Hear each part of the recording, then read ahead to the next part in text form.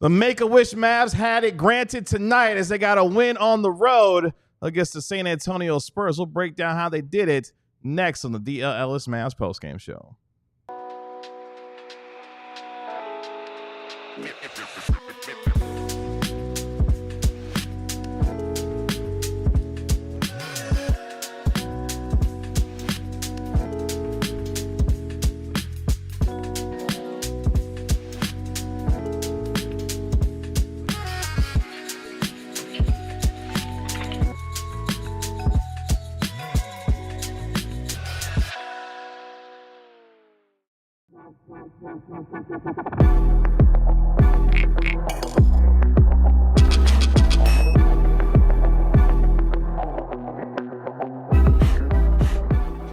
Well, they did it.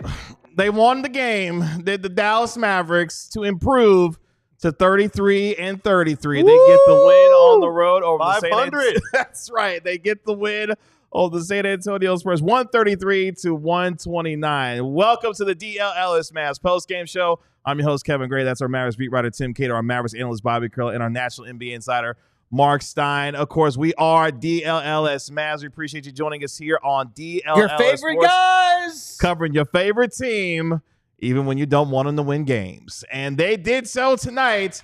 Mavericks snapping a 5-game losing streak, having lost 7 of their previous 8 games. Kessler Edwards, big double-double for him. Spencer Dinwiddie with 28 points as the Dallas Mavericks get it done on the road. In the first of 2 games, Marc Stein, of the baseball series on the road against their rival San Antonio Spurs. We'll break it all down here for you over the course of the next hour. Don't forget, though, to become a diehard member right now with our best offer of the season, $36 right now. Go to alldlls.com, click the diehard button, become part of our DLLS Sports family for just $36 a year. It is our NFL free agency special. As guess what? The Cowboys even made a couple of signings today. On day 1 of tampering period, the Cowboys actually did something in NFL free agency. So to celebrate, join us and become a diehard for $36 a year. Right now, our best offer of the season with our NFL free agency special. Make sure you click the QR code if you're watching and visit alldlls.com and become a diehard member today, where you can get the benefits of reading Tim Cato's writings when it comes to talking about the Dallas Mavericks. And Tim and fellas, we got something to talk about tonight. Breaking news. Kessler Edwards via Brad Townsend did not get stitches yesterday. He merely had the skin above his left eye glued to close a gash. Wow. Oh my God, what a warrior. Wow. So just had to share that. And then went off and set a career high with 22 points, 12 rebounds, monster double-double, gentlemen, as your Mavs gain a game in the standings. Up to 2.5 games over the Suns, who lose in Memphis tonight. There is one thing you cannot say about the Dallas Mavericks. The Dallas Mavericks, as they exist right now, they're lacking a lot. They're lacking a lot of players. They're lacking a lot of sheer bodies available to them. They do not lack heart. They do not like fight. They do not like grit. This is so commendable. Everything about this is in respect to every player on the roster, all 2 of them. Okay. I am seeing that there's 8. There's 8 players available tonight. 6 of them were in double figures. Unbelievable. It doesn't, to the players, it doesn't matter. I know as a fan, there are fans who have already moved on to Tankathon watch and seeing where the Mavs finish in the standings, and that could be, in fact, the most logical or pragmatic approach for Dallas to take. But let me tell you, there's no more pragmatic way. Maybe there's a slight few differences that you have, Bobby, a little bit later on about how Dallas went about this, whether they're trying to win or not. But when you have 8 players available and you play them all 30 to 40 minutes, and it's hard to get much more tanky just by circumstance than this. And those players went out there and won the game. That is impressive. To what end? We'll find out. Maybe to none. But I just want to say one time, right here, right now, shout out to all 8 players on this roster who are not letting the circumstances of the season or the circumstances of the Spurs, who should be very embarrassed tonight, affect their ability to go get a win against all odds. In all seriousness, I mean, good for the players for getting a win because they have been going through it, obviously, over the last month. The unprecedented injury situation that this team has been dealing with. But as Tim mentioned, this team's collective fight has been there regardless of who has been or not been on the roster. And that was evidence, once again, no more so than Kessler Edwards, who continues to finish up his two-way contract that he has with the Mavericks with his best game ever as a Dallas. How many games he has left now? 5? 5. He has 5 left on his two-way deal with the Mavericks, and he put together the best game of his career. A team that did not have Brandon Williams tonight as well. He had through missing the game tonight with hamstring tightness, Bobby. But we give the Mavericks credit. In all the joking aside, I'm sure it feels good for them in that locker room to be able to get a win despite everything that they've been going through over the last several weeks here. Yeah, so in the Dragon Ball Z universe, there is a power boost that members of the Saiyan race get whenever they recover from a near-death experience. It's called Zenkai. Their power boost just multiplies exponentially. It should come then as no surprise, KG, to know that the Warriors in that locker room, Dwight Powell and Kessler Edwards, after cutting each other open by bashing their heads into one another just a couple days ago, Dwight goes out yesterday. Almost a couple days ago. Yeah, that was literally yesterday. Yeah, it was a day game, so it's basically like 3 days ago. Dwight goes out, season-high 9 points, season-high tying 6 rebounds. High 9 points. He doesn't play a lot. And they needed every last I'm one of not those mocking 9. him. It's just a funny thing to say. Tonight was only the third time all year he's played more than 20 minutes, at least 20 minutes. Yeah. He's only played more than 16 minutes 4 times this year. And then Kessler Edwards goes out there, career-high 11 rebounds, career-high 22 points. It's no surprise, man. Blood, sweat, and tears leads directly to improved production. I also have one piece of trivia, KG. You're gonna hate this one. Okay. All right? Because you're done with trivia. Done. But Mark and Tim, I challenge you guys. Okay.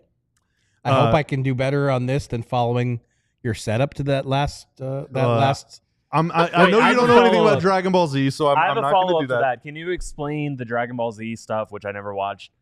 Can you explain it in Avatar: The Last Airbender terms? No, I can't. I've never seen Avatar. Okay, well, Let's do trivia because I have a much better chance of participating.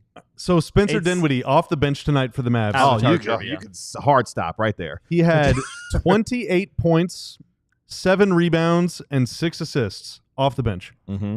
Not including playoffs. I'm not sure if anyone's done in the playoffs. I didn't look. But not including playoffs, only one other player in franchise history has ever gone for 28 points, 7 rebounds, and 6 assists off the bench in a regular season game. Roy Tarpley. great guess. I genuinely thought you were setting up if Luka did that, his averages would decrease. Oh, no. I thought you were setting up. How is that trivia? Is it not Roy Tarpley? It is not Roy Tarpley. That is a great guess, though. Jason Terry. Detlef Schrempf. Also a great guess. Jason Terry. That is a very good Van guess, Exel. but that is not. Nope. 28, 7, and 6. 28, 7, and 6. KG, any guesses in the chat? Tanner?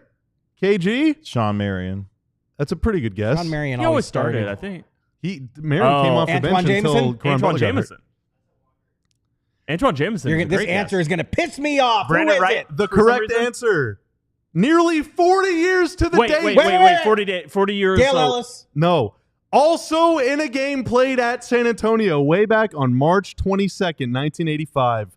Mashburn. Mark Aguirre. Oh, wow. Off the bench. 35, 7, and 6. I have no idea why he came off the bench. Who in the chat That knows night- why Aguirre came off the bench in that game? That was the only game. Somebody figure that out for us. The only game he came off the bench all season. And he responded by going off for 35, 7, and 6. Again, nearly 40 years to the day in Wow. San Antonio. After his How about rookie that? season, Mark Aguirre came off the bench only 8 times in his entire Mavericks It career. had to be a I'm disciplinary really thing. depressed that I did not get that right. That's You've such ruined- a... How would you I know don't that? think, You have Mark ruined my Aguirre would night. not be the guess off Roy the top. Tarpley, I thought that was a layup. That's, He came. that is a he good... started. so to speak. 543 of his 551 games, Yeah, that's why we would or never something guess close to that. Mark- I'm Mark including Aguirre for his sure. Detroit games in there, but when Yeah, he got So traded, that's but a yeah, little close. Mavs history for you guys. So anyway, what a Spencer bizarre Dinwiddie thing. did something that hasn't been done very often around here before. Well, I'm glad we can get a Mark Aguirre reference. Me too. At a show like Great this. player. Yeah, fantastic basketball player. Klay Thompson, 26 points on the night. The ninth Marc Stein, had 23 points on the night for the That's Dallas an off Mavericks. night for the knife. Actually, this is 4 straight game with at least 22 points. So he's right on target Pedestrian evening for the knife. for what he's been doing over the last several games. Mavericks shot 53% from the field and just 32% from the three-point line. But the Spurs shot 52% from the field and nearly 42% from three. This game was won at the line by the Dallas Mavericks as they went 27-30 from. Kevin is trying to speak. We're not talking into the mic. We're doing a different show. Sorry. Oh, Yeah, but- okay. but well, I hope not, because I did was cuss one time. powering through it. Trust Look, me. Sarah might have the answer. Me and Sarah, Bobby, while you get the answer, I'm putting my bracelet on. Hold on a me second. and Bobby are doing a subscriber chat. And subscribers, we have a little. While, No, Sarah, no, while no. Sarah gets the answer, I'm putting the and bracelet Let's on. diehards get to go. listen to us. Y'all don't want me to host the show. I'm going to get up and go. It's good vibes. No, Kind of. depending on how you wanted this outcome of There the game. are vibes. There definitely are vibes. present for in the sure. room. There are definitely vibes. Oh, in no, the we're room. having a great time. Mavericks went 27-30 from the line. Spurs went 14 of 24 from the charity side. Do you want to answer a fun question?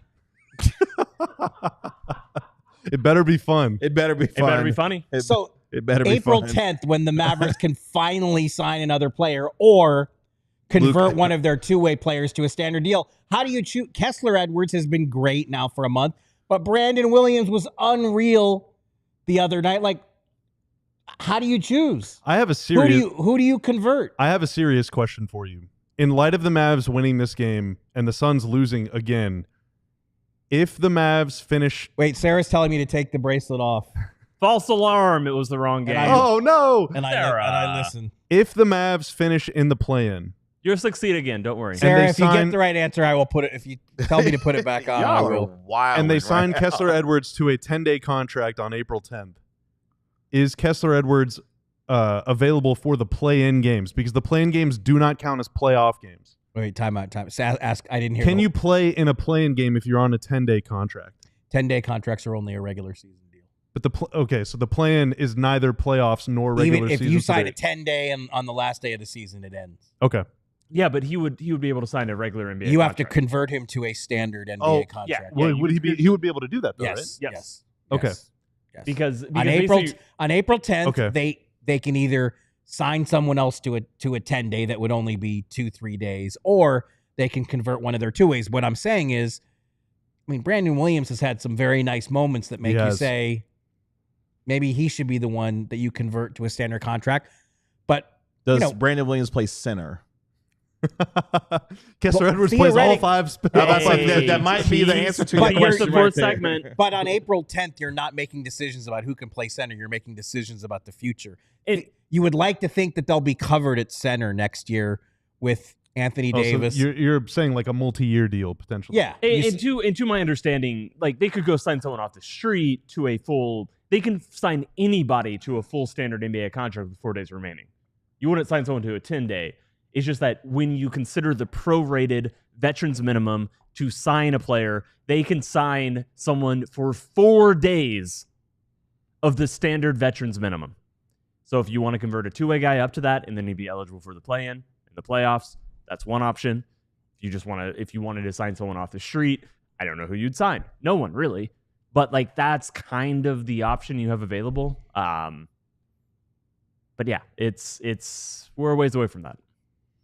Let's take our first break here on the DLS MAVS postgame show. When we come back, how deeply unserious this show and game was tonight. Plus, we will talk about That was good basketball talk.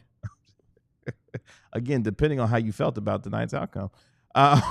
Coming up next, we'll talk about that. And we'll get into more of our Mavericks fan survey with our guy, Tim Cato. And our guy, Marc Stein, is live in studio.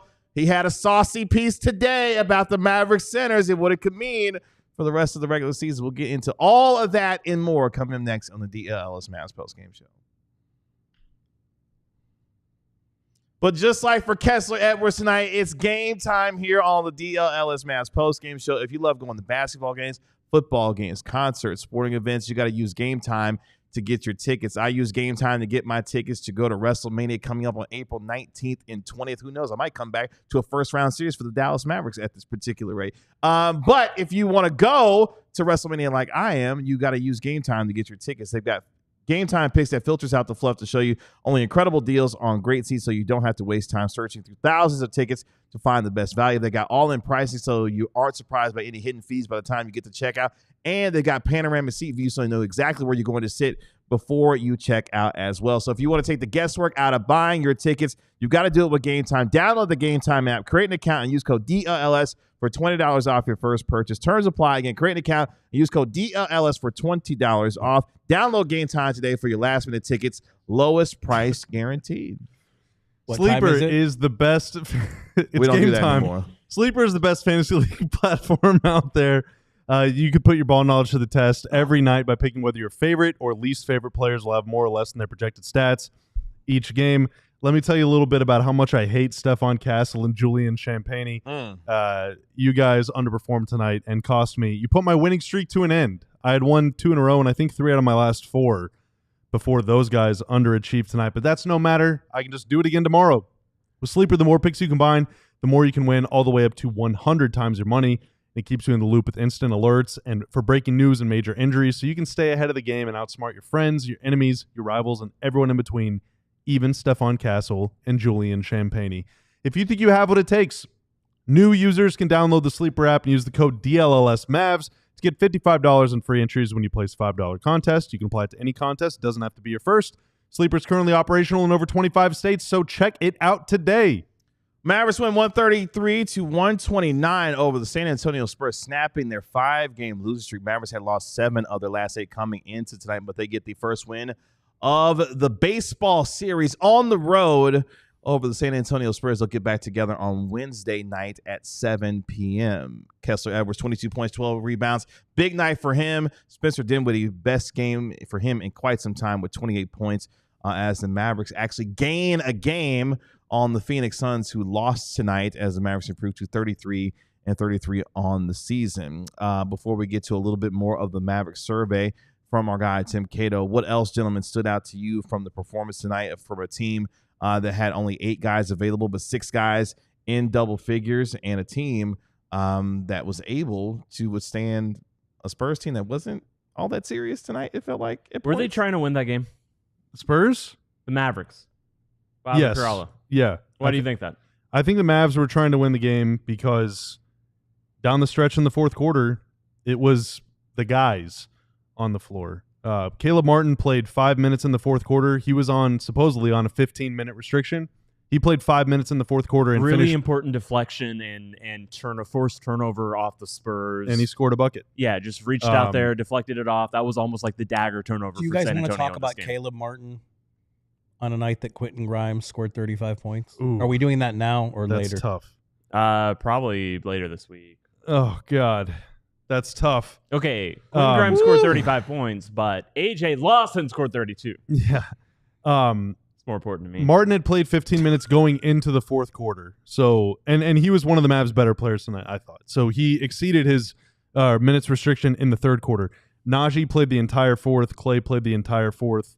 Max Christie did not play at all in the fourth quarter. Yikes. Spencer Dinwiddie played the entire fourth. Dwight only played 4 minutes. Dante only played 5 minutes. I feel like if you were trying to lose, then you probably would have closed the game with the guys that were not having good games. But instead, your shot leader in the fourth quarter was Naji, who had a great game.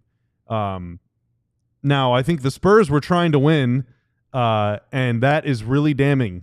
You know, I know Wemby's out for them.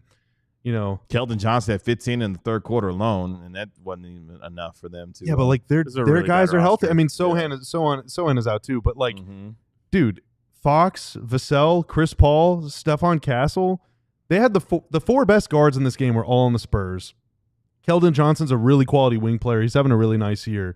Those guys could not buy a Aaron bucket. Fox man. did not play to his usual slay the Maverick No. standards. That's very This true. is the worst I've ever seen him play against the Mavs. And Hell, I Harrison Barnes don't. even gave you over 20 points tonight as well. To take 13 shots in 34 minutes when you're clearly supposed to be the best player on the court. I mean, that jumps out It's to me just right away. really weird, man. Like it was Yeah. really, and the Mavs weren't doubling him or anything. Like it just seemed. I don't know. I know the Spurs are really going through it, and you know they have basically just as many bigs as the Mavs do. You know, they got Biyombo and Mamukelashvili, and that's about it. You know, but man, I mean they have way too many guards and wings to be doing this. But I mean their defense was awful too. It's just But again, you got to credit the Mavs.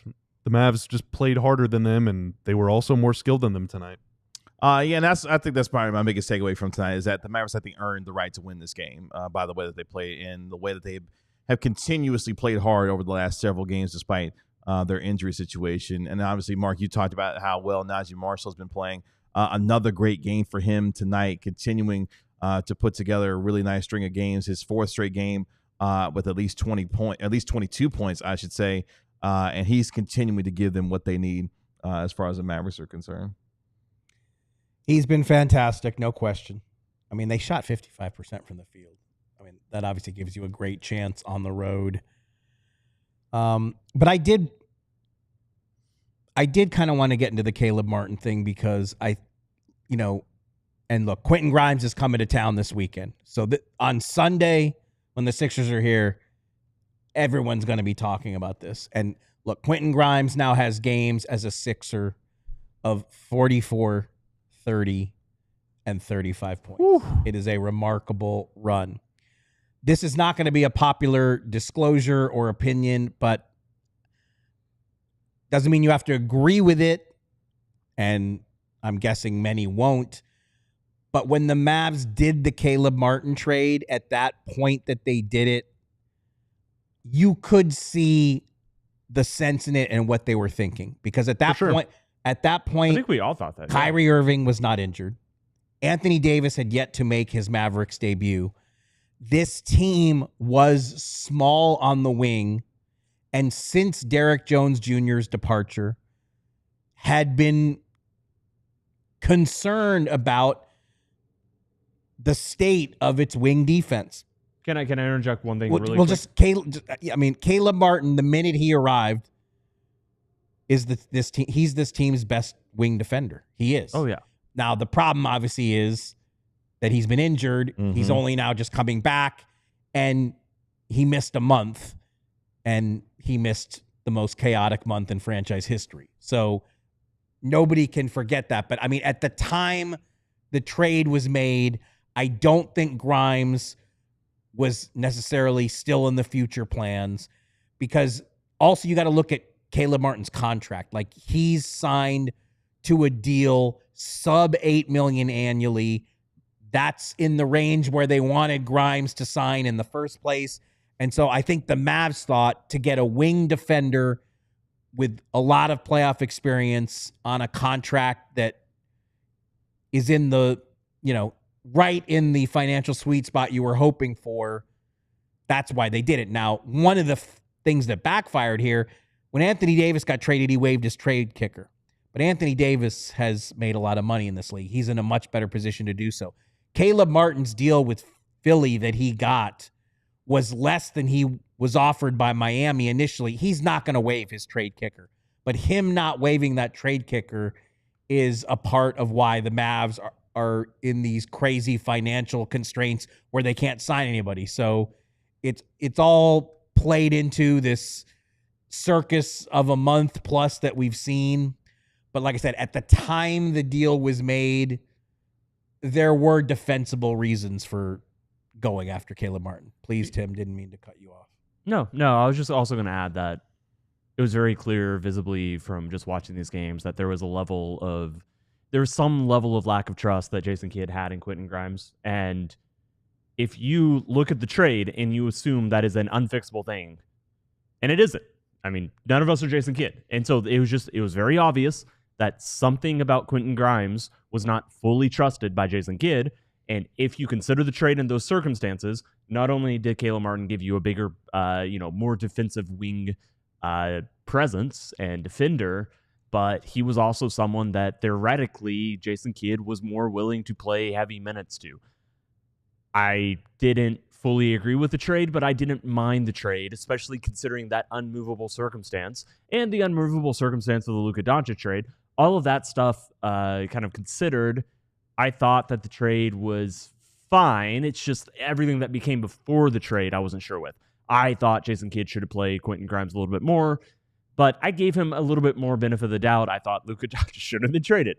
I did not give as much of the benefit out to that one. But if you consider those two things, and then you consider Quentin Grimes and Caleb Martin and which player fits better on this roster, it made some sense for Caleb Martin to be the guy. I do think he is the best wing defender on the team. Absolutely, I agree with that. I did not expect Quentin Grimes to be quite this good, but I also think what Quentin Grimes is doing in Philadelphia is not something that would whatsoever be one-to-one replicable in Dallas if he was still here.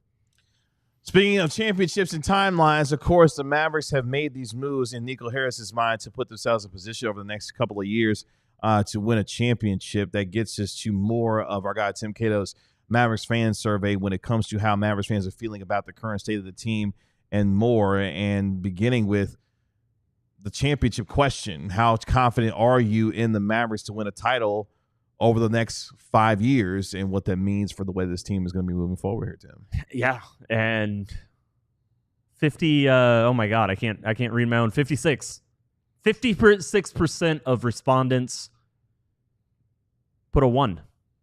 1 being least confident, 5 being most confident. Most confident got 1.2% of the vote. Thoughts on this? High quality graphic from Tanner.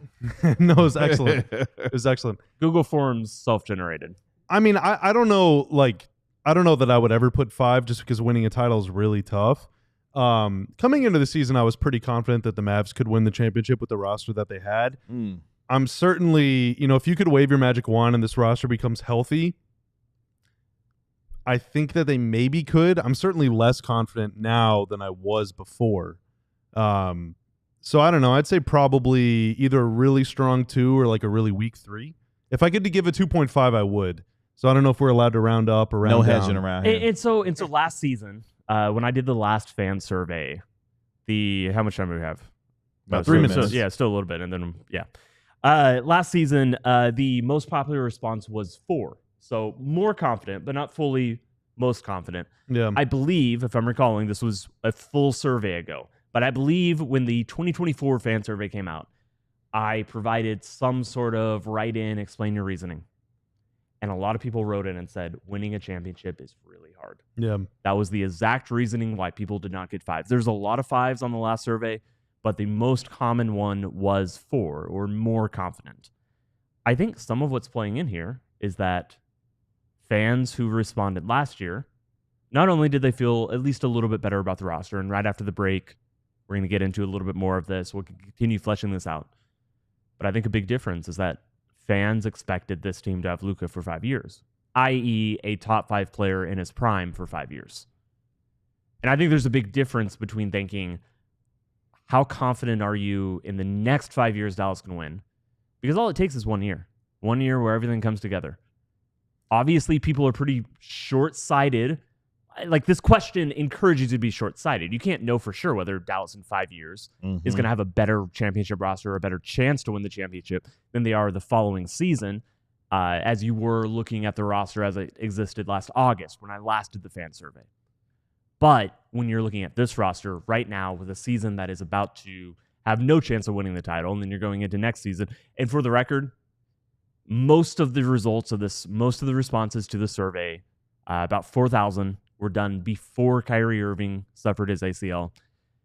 And then about 1,000 or 1,300 came in afterwards. And I did track to make sure there's no discernible difference between the responses that came in before Kyrie and the responses that came in after. I will say for this question, I would say there should be a pretty big difference. So I don't know what you want to read into that. There wasn't a big difference in this one either. But certainly fans are far, far, far, far more pessimistic about Dallas's chances. And I do think a big part of it is just that even if this team was healthy, even if this team was representing the vision that Nico Harrison has for it, it's just not going to last as long. And the hardest thing to do in the NBA is to win championships. If you only got 3 chances instead of 5, like the team, like fans thought they did, or fans, assumed they were going to with Luka before this trade happened, it makes a big difference in your confidence levels. Let's take our next break here on the Dlls MAVS postgame show. When we come back, more of our Mavericks fan survey, including questions about Anthony Davis and Kyrie Irving being the best players potentially on a championship team. And a little bit later on, we will dial up the Stein line with our national NBA insider, Marc Stein, when it comes to the latest on Anthony Davis and Dereck Lively and what it means for the rest of the regular season. All that and more coming up next year on the Dlls MAVS postgame show. But first, want to shout out everyone. Nope. Oh my God! Sorry. Holy Not quite moly! yet. I'm Rugged sorry. Road is dedicated to creating innovative and durable outdoor gear for adventurers who demand the best. Our products are designed for diehard Fest subscribers. That's right. But they're also designed with the highest quality material and craftsmanship, ensuring they perform in the toughest conditions. Whether you're on land or water or in the Dlls studio, Rugged Road gear is built to accompany you on every adventure. That's right. One of the most unique features of Rugged Road coolers is their ability to always float upright. Next show, can we put the Rugged Road cooler on my side? Never I lose never- a I never drink. get to- Let him finish his Unlike reading. other heavy-duty coolers, Rugged Road coolers are incredibly light, making them easy to transport on any trip without compromising on performance. They're also crafted to handle the toughest environments, including this one right now. So gear up for your next adventure with Rugged Road's coolers. Reliable, durable, and built to be used, Rugged Road is your ultimate outdoor companion. Head to Rugged Road Outdoor Adventures and use code DLS for 10% off. If you want to deck out your man cave or your office or your favorite space, you got to do it with Saturday Neon LED signs. Started by two college friends, Saturday Neon makes officially licensed collegiate LED logo neon signs as well. Perfect for your home, office, dorm room, fan cave, or bar. You got to check out their new Essentials collection as well, featuring almost 50 of the biggest schools across the country and counting for only $75. Unfortunately, they don't have Cal State Fullerton for my guy Marc Stein just yet. Maybe soon, though. Can we put that request in? You can do that on your own time. Texas A&M, Texas Tech, Oklahoma State signs are available right now. Unlike traditional neon, these LED signs won't break the bank or shatter, and they give you that classic uniform glow that you know and love. Lasting up to 100,000 hours, you'll be enjoying your sign for years to come. They're super easy to install as well. All you need is some 3M command strips, and you'll be able to have those neon signs put up pretty quickly. They're the perfect gift for your favorite sports fan in your life. So head over to SaturdayNeon.com. Use code DLS for 10% off your favorite sign today. As we continue here on the DLS Mavs postgame show, Mavericks get it done over the San Antonio Spurs 133-129, snapping their 5-game losing streak. They improved back to 500 at 33-33. In fact, gaining a game, if you're into that sort of thing, on the Phoenix Suns for the final play-in spot in the Western Conference. We were beginning to continue to go through more of our Mavericks fan survey with our guy Tim Cato, as the Mavericks, of course, going through it from an injury standpoint, roster changes, and everything else. But Tim, as far as the confidence of what this team could potentially be in the future with Anthony Davis and Kyrie Irving, the question being, how confident are you that Kyrie Irving and Anthony Davis, when healthy, can be the two best players to lead a team to a championship? Yeah, let's pop that one up on the screen, Tanner. No, you're good. You're good. So, as you see, Pretty diverse opinion. it is. It's very spread out. This is, if you're listening on the podcast version, this is the most balanced chart we've had yet. We have about 20% as 1 or least confident, about 29% as 2 or less confident, 28% 3 or kind of in the middle, 17% are 4, and about 7% are 5. It's spread out. And I do think, so this one was, both are available, both are healthy. That was an important part of this question. It's both dealing with hypotheticals, because Davis was not healthy at the time everyone took the survey. Kyrie Irving was not healthy shortly after or in the middle of when a lot of people were taking the survey.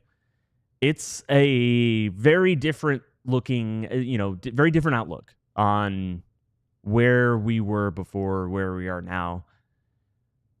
What do you think of this? Because I think right kind of in the middle is probably where I would have fallen. How let me ask you this. Mm-hmm. Kevin, Bobby, Mark, how would you have answered that? How confident, 1 to 5, Anthony Davis, Kyrie Irving, best 2 players on a finals team? Oh boy. I would have said 3. I probably would have said 2, only because with Kyrie Irving and his injury now, the ACL or any type of significant knee injury, it's not the first year that you're worried about. It's the second year following. Well, let's get past that. I mean, a lot of people answered this even before that. Yeah. Let's just say they're healthy right now. Do you think they can be the best 2 players on a finals team, win a championship? Let's just pretend they're both healthy right now. Yeah, I'll still give it. I'll give it a 3 in that case. Then I'll give it a 3. If I'm assuming health for both, I'll give it a 3. I guess, it depends on who they play against. But Yeah. yeah, probably 3. They're both really, really good. Two of the best players. I mean, still two of the best players in the league. Anthony Davis is a top 10 player in terms of especially being a two-way guy in the league when he's healthy. Like, it's just, there's no question about that. And look, when you talk to Mavs people, that was their belief. Yeah. That they were getting back a top 10 player. And yeah, if we could see the Anthony Davis who we saw for the first half on February 8th over 70 times a season in the regular season and throughout the playoffs, no question you would say that he's a top 10 player in this league. But that is the question. How much Anthony Davis are we going to see? And nobody can give you that answer. Yeah. I had some worries about AD and Lively against the most spaced out opponents like Boston. I had worries about that duo. I also had worries, quite frankly, also against Boston, that Kyrie Irving would just be smothered and would not have enough opportunities, would not have enough advantages against like genuinely elite defenses, defenders, with length. would not be able to against length, would not be able to convert against double teams. That's what happened in the Oklahoma City series. You know, he was doubled and he said that was the hardest series he ever played. If you gave him an entire series of that without Luka as an outlet, without another playmaker as an outlet, I really would worry about him in those settings. I probably was leaning slightly 2 more than 3. I thought this team really needed another playmaker. And, could they be the best 2 players on a championship? Yeah, maybe. I wanted to see. I wanted to learn. I wanted to see the vision played out. In that sense, I do feel like it's a bummer. We can talk all about how, Kyrie was playing a role that potentially led to something happening, even if this injury was not specifically something that happened because of the role he was playing. But it's a bummer. But I thought that possibly they could be. So and Mavs fans similarly gave mixed opinions. So how do you believe the Mavericks current roster when healthy, compares in the immediate future to what it was before the Doncic trade? Do we have the graph for that one? How do you believe the Mavericks' current roster when healthy compares to the immediate future to what it was before the Doncic trade? Yeah. So this is pretty similar. It's honestly asking almost the same thing, just kind of in a different way. Like, do you think Dallas got better? Because if you think Anthony Davis and Kyrie Irving can be the best 2 players on a finals team, you probably think that Dallas has at least stood pat when healthy, as opposed to that. I'm still not ready to answer questions about how I feel about this roster that no longer has Luka Doncic on it. You got to be able to see it. Yeah, no, that's fine. No, I just don't want to answer the question. Oh, yeah, okay. Yeah, no, that's fine. Yeah. Yeah. I mean, and this is why, I wanted to get a snap opinion from Mavs fans because I thought it was relevant. But I agree that, this is fan sentiment right now. I don't think the fans have to be right, but I do think it's important to know what the fans are thinking because you're the fans. You're the entire reason this happens. I mean, defensively, when this team is healthy, I mean, it's going to be one of the best defenses in the league. Like, that is, we saw 2.5 quarters of what that defense, they set a record of 18 blocks in that game. I'm not convinced of that. I think they're a very good defense. I don't know if they're top 3 for sure. Well, if we're saying that Anthony Davis is one of the best 2-way players in the game and a top 10 player, we felt like Dereck Lively was on the ascent to being one of the best defensive centers in the league. And then his backup is Daniel Gafford, who, for all of his flaws, is a top 5 shot blocker in the league. You're not getting into the paint. Like, now you are getting into the paint. That's the issue. I think Dallas is going to be my concern about the healthy roster before everybody got injured. My concern is that they're going to have to put more and more offensive-minded guards on the court to compensate for the lack of Kyrie being able to do everything all the time for this team. And thus, they were going to be very susceptible to over and over again getting beat on the perimeter, which the backline help was going to step up and solve that issue. But then it was just going to be a cycle and cycling it over. And quite frankly, what was going to happen is that really good 3-point shooting teams were going to shoot them to death. That was my concern. It might not have borne out, and I don't know. I would have been happy to be proven wrong. Again, I am bummed from a basketball theory experimental level that we don't get to see that. Yeah. I did want to see. A lot of you, I was genuinely curious to see how it looked, but that was my concern. Yeah, I mean, their point of attack defense is not great. I mean, PJ Washington is considered your best perimeter defender at this particular point. And but they have added Martin and Christie to it. So they are better in that area than they were before. But my issue with this is that last year when this team got on a roll, they were top 3 defense as it was. And the thing is, with Doncic on the floor, you need a dynamic offense too to win in today's NBA. That's why the Celtics won, because they had both. You need both. And I think the Mavericks were good enough defensively the way they were. And are they still dynamic offensively? I mean, now we're really talking about hypotheticals because A, we're not going to see it until next season at the earliest. And B, outside of Kyrie, there is precious little creation. And as we've seen every time he has to deal with the Celtics, that length and a team with that kind of defensive firepower can smother him. So I think that's why a lot of people have reservations. So we got 2 graphics left. Sorry. Let's throw up the Kyrie one real I won't quick. filibuster on these two. I'll let you. So how confident are you that Kyrie Irving will remain in Dallas past the 2025 offseason when he has an option for to opt out? Again, a lot of these were conducted before the Kyrie injury, which I think would have been different if that. Mark, if you want to talk about this next segment for your segment, feel free. But the answers were about 22% were 1, 33% were 2, which is less confident. 27% were 3, 13% were 4, and about 5% were 5. Quite frankly, this is the question that drove home to me more than anything, that it is, there is just a lot of pessimism within the Mavericks fan base. Certainly the more than 5,000, more than 5,300 people who responded to this, not a small sample. There is a lot of pessimism within the fan base because I do believe, my understanding is that number should be higher. How it changes after the injury, we're going to find out. But I am pretty sure that number, I personally have a lot more confidence that he is coming back to the Mavericks again, or at least before the injury, I had a lot more confidence. And then the last one, if you just want to toss it up. So this is, which of the following non-Davis, non-Irving players are you confident can play 20-plus effective minutes in an NBA Finals game? PJ Washington and Dereck Lively both got about 90%. Daniel Gafford and Klay Thompson got 62 and 60, about 70%. And then Max Christie got just over 50%.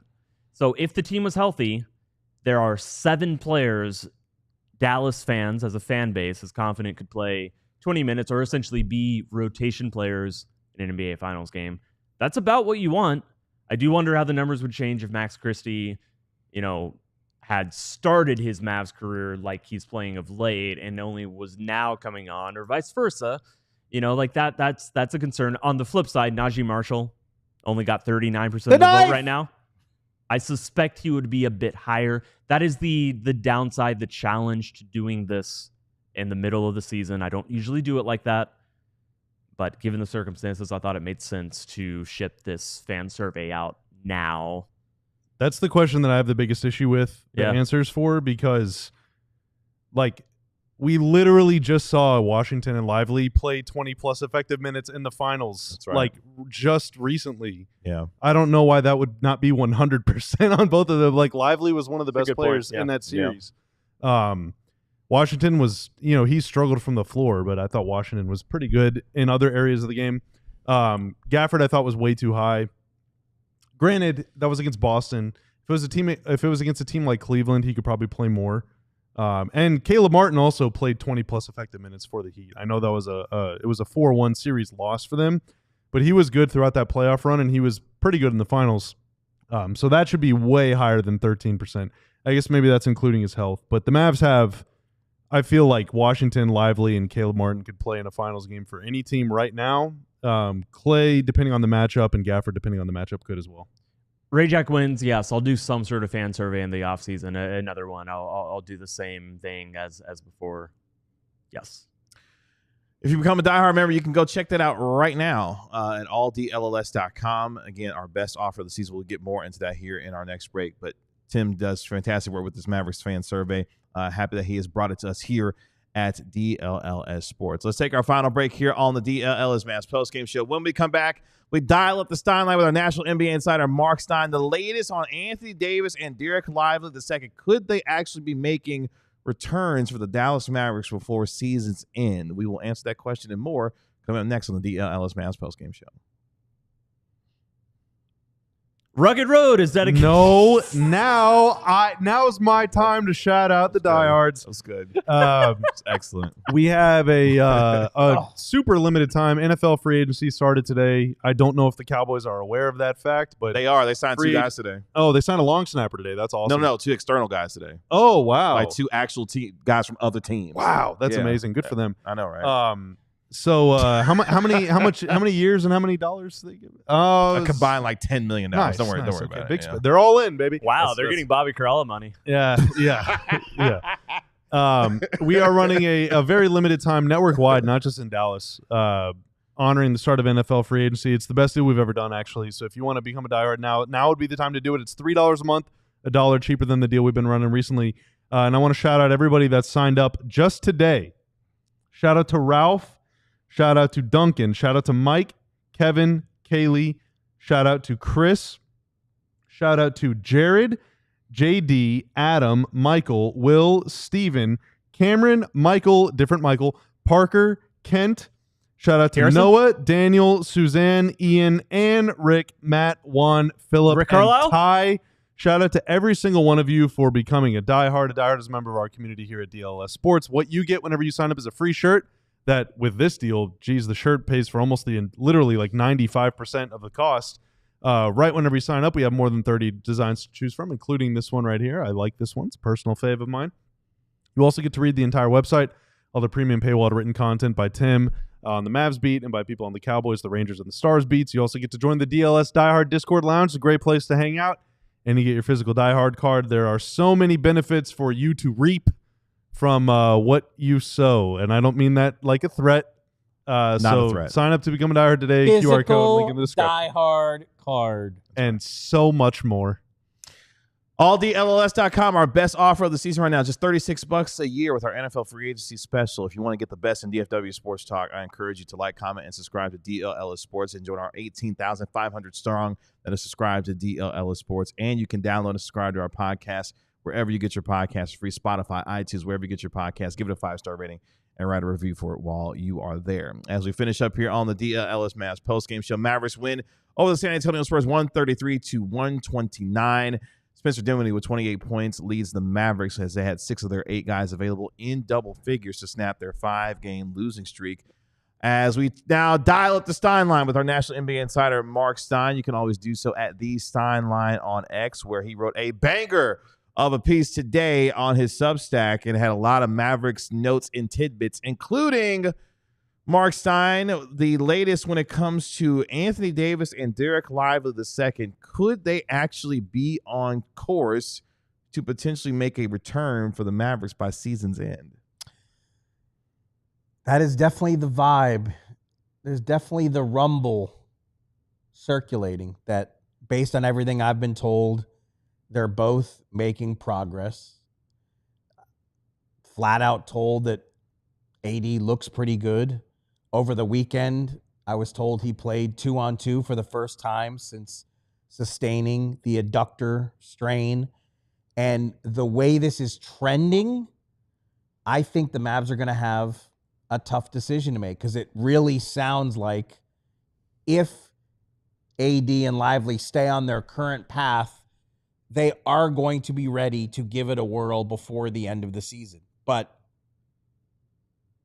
then you look at the standings, you look at the overall picture, and you ask, why on earth would you chance it? Now, just by virtue of tonight's win and the Suns' loss, the Mavs lead. The Mavs are 2.5 games up on Phoenix. Mavs have 16 games to go. I think the Suns have 18 games to go. And the Suns have like one of the hardest schedules in the league remaining. So it's like, it's going to be hard for the Mavs to fall out of the play-in places. But like, even if they have the toughest remaining schedule still. Phoenix toughest. does. Yeah. Even if AD and Lively Boston twice bounced back Cleveland, OKC. tremendously well with no issues. How far is this Mavs team going? I mean, they're not going to have Kyrie Irving. There is no, there is very little creation on the roster. I mean, you're not going far in the West playoffs. So yes, if I was in charge, I would, well, you know what I would, if I was in charge, what everything would be so different. If I were in charge now, Dirk would still be on the active roster. probably getting 41 minutes a game. Yeah, I wouldn't bring them back. Like, it's not, the risk of re-injury is not worth it. Even if the Mavs finish 10th or 9th, I mean, it's just, how far can they really go? But the Mavs are the ones making these decisions, not me. And they're going to have a tough decision to make. Obviously, the players' representatives will have something to say about this. Both Anthony Davis and Dereck Lively II, represented by Clutch Sports. I mean, so I believe Gafford is as well. Yep. He is. So is Dwight Powell. So, And Jaden Hardy. I just Clutch, North Texas. I don't think AD or Lively should play again this season if it were up to me. But it's not up to me. Kyrie being hurt is such a bone crusher here because I don't really think that they need a lot of time to play together or gel or whatever. They only had the one game. But if Kyrie was active and AD and Lively were active, Yeah. I think OKC would be favored and should be favored. But I would take the Mavs. Yeah. I would take my chances. Like, that would be, but that's the thing. The fun to Mavs cover. ain't beating OK. Even if the Mavs could get through the play-in, they're not beating OKC without Kyrie. Yeah, that's just They're not. that completely changes the equation for me for sure. Like, even if Kyrie wasn't that good, he still draws double teams because he is that good. Like, even if he didn't have like a productive series like he didn't last season, you still need the guy out there to draw double teams. I mean, the only reason just PJ different. was open all series is not because of Luka, it's because of Kyrie. I mean, is there It any was both. disagreement It was with definitely me on They this? played Luka but straight up. absolutely. They played Luka straight up all Absolutely. series. It was Is there, Dort any, v. Luka. is there any disagreement with me on this panel? Does anyone want to see Anthony Davis and or Dereck Lively play again this season? No. Like, no.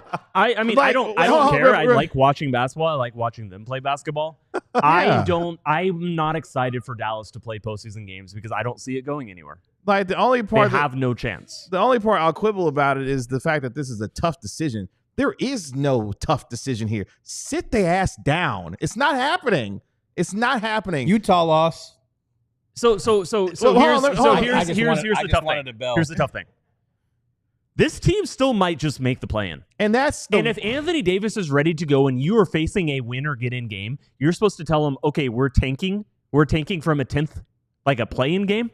Like, there is still a very, like, at 30, 40, if nobody else returns, if they play out the roster the way there is, the way it is right now, you can't even play it out the way it is. So probably PJ has to come back. Marc Stein, do you know if PJ is, like, really still out? I don't have a update on him as reportable as I would like. I mean, it wouldn't surprise me if we see him in the, near future, but I can't really define near, like I said, as I can't really give you a finite answer. All of the Mavericks' worst players, just by circumstance of the roster, are playing every night. They can't tank any more than they are right now, and they just beat San Antonio. They're about to play San Antonio again. Their schedule is has a lot of potentially winnable games. they have the 8th easiest remaining schedule in the league. They have the tanking. They have the San Antonio, and then they have 2 games after that. They have Philadelphia, and then they have the Brooklyn Nets. They have New York, Orlando, but then Chicago, and then Brooklyn again, and then Atlanta, and then 2 games against the Clippers. And by the time you're playing the Clippers, in early April, you don't have your 2-way guys in all likelihood anymore. Like, PJ Washington may have to play just because you don't have enough bodies. So you put PJ, all of a sudden your roster is a little bit better. There's still a really good chance they make the play-in tournament at this point. And so all I'm doing is defending the player perspective here. I do get how it would be very hard to tell Anthony Davis, we are tanking this season. Even if you're not saying that publicly, privately, you're like, hey, well, we need some picks, even though we have a chance to go make it into the playoffs. Like, the one difference when Dallas tanked, obviously, 2 years ago, when they had what previously was the, catastrophic season from hell since surpassed with this one. And let me be very clear. At least they tried, and they had all their players available, and the roster was not good enough. The problem is the roster is still winning games. Yeah, and let me be very clear. The players should try as hard as they can to win games. Like, this is their job, and professionally, it is their job to go out there, practice as hard as they can, play as hard as they can, and try to win games. They don't give a damn about the future of what this team is 2, 3, 4 years from now. They are trying to play for, some of them play for their jobs and their careers right now. So it is their job to go out there and do that, and they should do that. When it comes to the business and the future of this team, realistically, they do not have a chance to win a championship this year. That is just a matter of fact. When Kyrie Irving went down with a torn ACL, the chances of winning a championship realistically went out of the window. So even the contemplation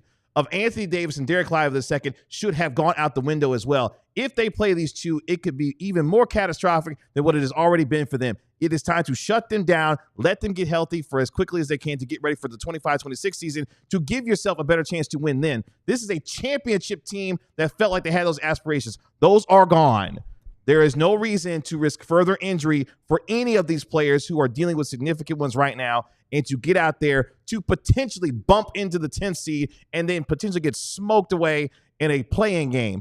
There's no reason to do that in my mind. Here's the other thing, and I agree with everything Kevin just said there. Beyond that, let's not forget, this team surrendered control of its top pick in 2027, 2028, 2029, and 2030 to build the team they previously built around Luka Doncic. So even if they only can get the 13th or 14th pick in the May lottery, that's a draft pick they need to either keep or trade. Remember when Bobby asked me the other day, do you think they'll keep it or trade it? Whatever they do with it, they need it.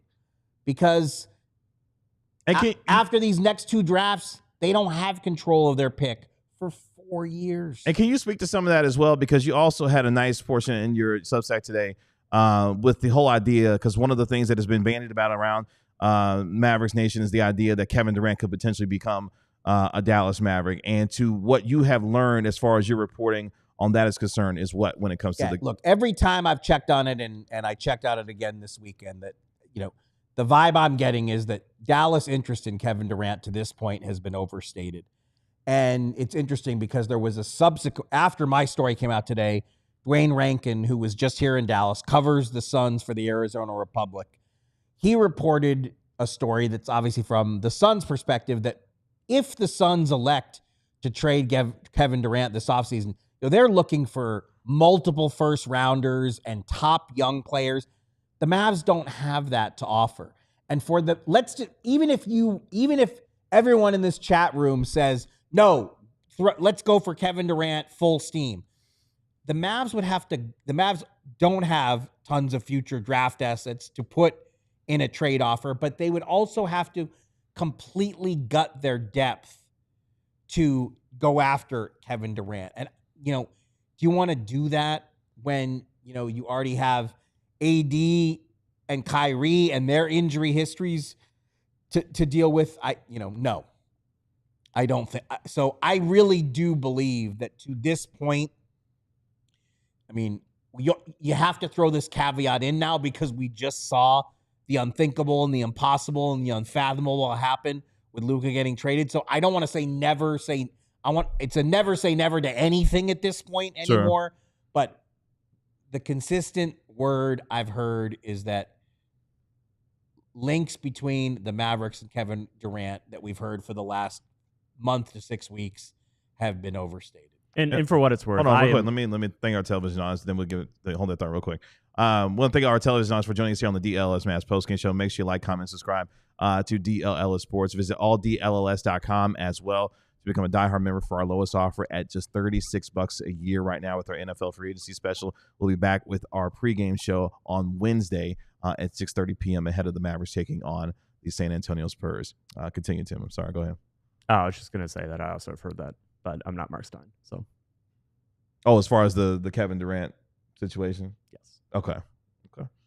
It's tough to build a team with 3 stars because 3 max players. I don't mean 3 stars. 3 max players on huge deals.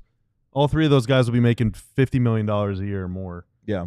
That's your whole cap. You're already above the cap with just those 3. and then it's just a bunch of minimum guys, and then you're the Suns. Yeah, So and that's saying you want to do that when AD's the youngest at 32. No, I don't want to do that. Kyrie Irving's turning again March 23rd. Kyrie Irving and Jason Kidd share a birthday.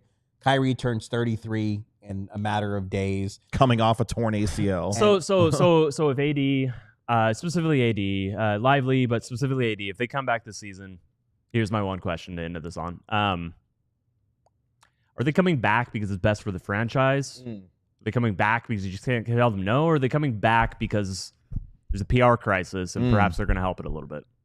I really don't know. Because I think pragmatically what's best for the franchise, as much as I just laid out how difficult it would be to tell AD to sit down and not play, on the flip side, it does seem like they're still coaching for wins, not losses. But as pragmatically as the situation looks for this team right now, where they stand, with Kyrie out until halfway through next season at the best case scenario, I really do wonder what reason they would be coming back if they do come back this season. And I don't know. You know, I would like to see them play basketball because I enjoy watching them play basketball. Beyond that, I have questions about what direction the franchise, not even direction they're going. What are their intentions this season? Or what are their intentions over the next 2 years? Because right now, I don't have a clear, exact concept of what they're trying to do. Yeah, I would say quickly that my opinion on that would be it's more so not to do with what would happen on the floor necessarily. And see, look, GM outside. Ben trying to. Well, GM Ben, I'll just say for me personally, on Kevin Gray's behalf, I agree with you. My GM, I agree with you on that. But that's just neither here nor there. You really do. Yeah. I do not at all. Yeah. I mean, what basketball reasons is there to bring them back now? No, he just GM Oh, Ben, yeah. No, GM Ben is suggesting. GM Ben says trade AD in the offseason. Absolutely not. I was answering the question that I was answering the question that he. Okay. Oh, okay. Good. Yeah. Oh no, not at all. No. Don't give our thoughts for free. Oh, we have a mini pod coming out on this tomorrow. That's right. Yeah, you should. We discussed all of this. That's right. You don't get it now. That's right. You gotta wait. Oh, you're talking about that part of it. I was answering the question. Yeah. We have a should they trade AD segment coming out. Hence my shock and surprise. Yeah. Oh, I'm sorry. No, I was agreeing with Ben on the idea of it being a PR crisis.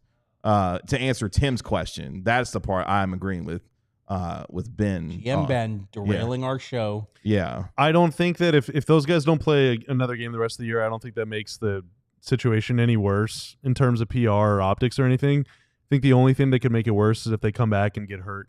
Yeah, that's what I'm saying. That's why that's precisely why I don't think they should play. Yeah. I don't think them coming back and balling out and playing well, and then let's say that you make it to the first round and then lose in the first round, I don't think that papers over anything. Well, I see what you're saying. I guess I go back to the reason. I mean, AD was rushed back to begin with and got hurt immediately because of potentially the idea of how things had played out so badly. I don't know if he was rushed back. I guess that's a question for people to probe and poke around about, I think. I am not. I mean, yes, there has been hints at reporting that he was rushed back. Yeah. He came back within the timeline that the Lakers gave for him. That's what I know. The initial timeline given by JJ Redick, and I legitimately do not know. This is not me hinting at one thing or the other. All I know is that, yes, some people have indicated, ESPN's Tim Cato has indicated that perhaps it came back a little bit early. I could also see a scenario where it's in Dallas's interest to suggest that, because then somehow it kind of moves the thinking onto the fans. I don't know. I don't know. And I don't know if there's any way to know. I do know that when he first went out and when he came back was about what JJ Redick said initially about the injury. Anyway, I'm out of things to say. We did have a Leo super chat that we did not get the chance to get to a little bit earlier. Billy with the $2 super chat. Sign Yogi Ferrell, guaranteed championship. Let's go. Dude, Yogi Ferrell. What a guy. I loved Yogi. I loved watching Yogi play. I loved having Yogi here. I love the lineup. Devin, JJ, You like Yogi, looking down upon Dirk, him. Dwight Powell. I am taller than him. Yeah. There's a picture of me and Yogi Ferrell together at a racetrack. The one in Fort Worth? That's Not the gas random. station. I mean, like the motorway. You loving Texas Motor Yogi Speedway? Ferrell is one of the non-surprises of the season. Okay. Tim wants to go. All right. Oh, wow. Well, let's wrap up the show then. Okay. Tim is done. Well, we appreciate all of you for joining Cato's us here Corner. We're on always on Cato clock. on the DLS Mavs post-game show. We appreciate our guy Tanner making us look good and sound good as always. Appreciate you, sir. We will be back on Wednesday. We are off tomorrow, boys and girls, so no show tomorrow, but we got some special content coming out for you tomorrow. So make sure you tune into DLS Sports for a special DLS Mavs mini pod for us here on DLS Got Mavs. something special for you Wednesday, but I'm not going to tell you yet.